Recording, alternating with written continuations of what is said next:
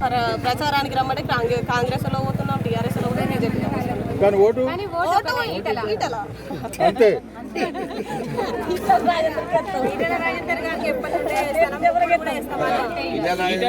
గుర్తయిందమ్మా కమలం ఫస్ట్ వడ్డీతో వసూలు చేసి ఇచ్చిండు.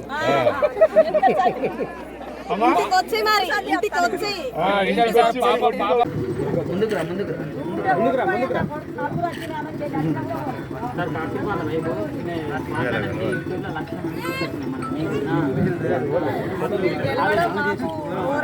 మాకు అసలు ఒక్కొక్కరైతే ఎట్లా మాట్లాడారు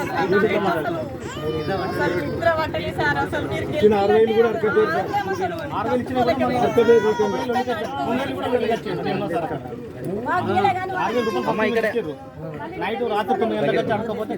లైవ్ లో మాట్లాడే వరకు మళ్ళీ రిటర్న్ లో పైసలు తీసుకున్నాం.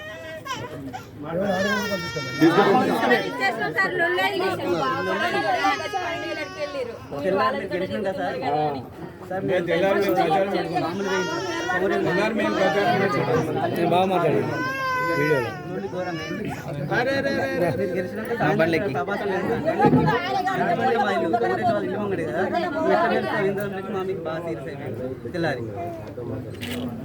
ఎంతమంది ఎన్నన్నా పట్టించుకోకుండా మీకోసం పోరాడి మేము ఎంత మందితో ఎన్ని మాటలు పడ్డా మీరు గెలవాలని మీకోసం మీతో పోరాడి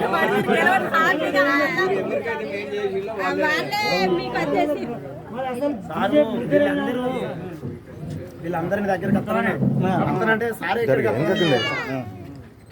మాస్క్